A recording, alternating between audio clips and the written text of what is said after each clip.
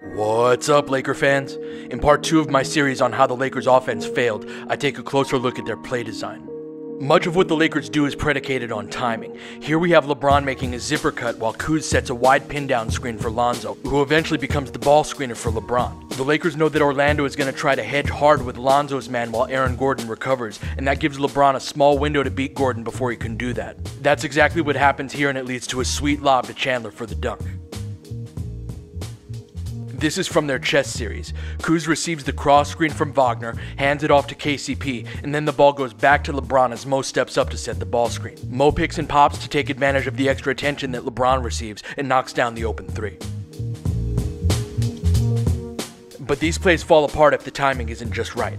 This is the same play as the last one, but Chandler is late in coming up to set the ball screen and the flow of the play comes to a screeching halt. LeBron still makes a nice pocket pass, but the defense is in a much better position to recover due to the flow of the play being broken. It's difficult to get your timing down when you have as many injuries as the Lakers have had this season, but these types of little mistakes happen all of the time and you have to have a plan B and even plan C. The biggest problem that the Lakers had with their play design this season is that if the first option didn't work, players were left to their own devices and just had to make something happen themselves. KCP's drive gets cut off here and confusion immediately sets in. Lonzo tries to set a flare screen, but KCP goes to set a ball screen instead. This is both guys trying to figure out what to do on the fly rather than having a cohesive plan on what to do next. Brandon makes this shot, but he has to do everything himself. There's no other action going on off of the ball after he catches the initial pass. Lakers players had to shoot too many shots like this season, and that drags everyone's percentages down.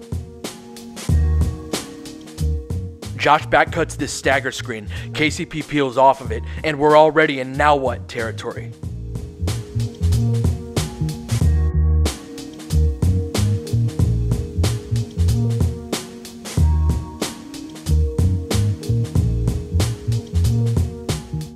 Kuz gets the pass off of his UCLA cut, but he's not open, and we're back in the same situation.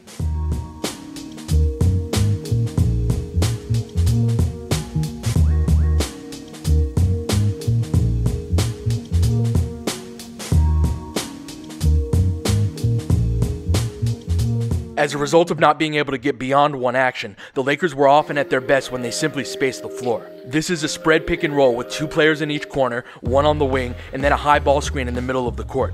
In some respects, this is a give the ball to LeBron and get the hell out of the way offense, and it works because he's going to draw a second defender. If not, it's a layup for him at the rim. Then you have these double drag screens that accomplish the same thing. LeBron draws three guys and gets Kuz a wide open shot.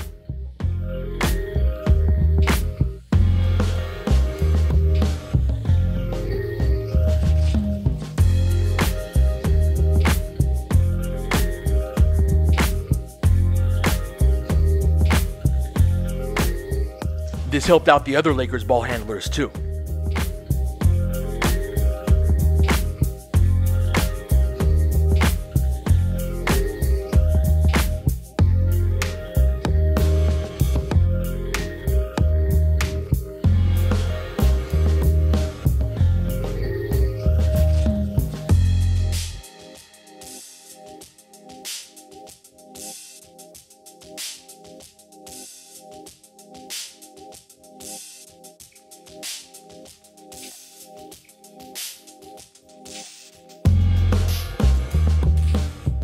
The Lakers were better at getting deeper into progressions on early offense plays like pistol.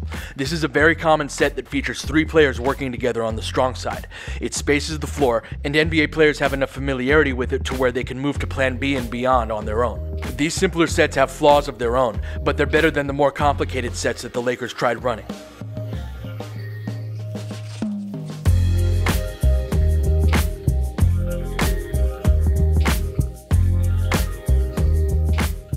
The Lakers did run multiple actions in their after-timeout plays. You have LeBron on an Iverson cut here, and then Lance loops around to set a hammer screen for KCP, who heads to the corner and gives LeBron a weak side skip pass option. Then you have a ball screen between LeBron and Mo happening at the same time. These are multiple options to choose from, and that's what the best offenses do. Here we have Brandon on an Iverson cut that flows into a ball screen with Lonzo, and then a weak side relocation by JaVale. This is to take advantage of the hedge and recover defense that we saw from Orlando earlier, and it works. This is a chin ball screen that starts with a Kuzma back screen and then a pick and roll. Then Kuz is supposed to set the down screen for KCP's zipper cut but doesn't make contact. This still creates an advantage for KCP though, and he attacks the closeout, but Kuzma doesn't relocate as we discussed in part 1 of this series. So what would have been a layup for KCP or an open 3 for Kuzma on the kickout leads to a missed floater instead as KCP runs into Kuzma's man. Here's an Iverson cut from KCP, then a double high twist ball screen, meaning that Kuz and Chandler switch positions. This reverses the responsibilities of the pick and roll defense and can cause confusion. Josh misses the open shot, but it's a good look. But all of these plays were after the Lakers had a moment to talk about it, and they couldn't do this in the flow.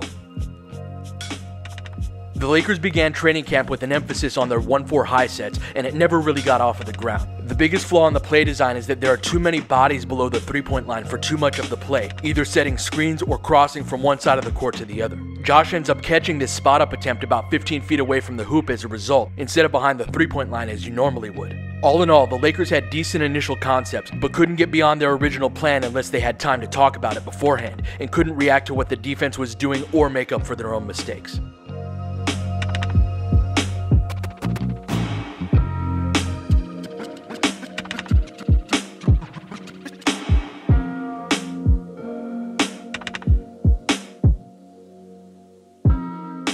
Alright, that'll do it for this one. I'll catch you guys next time.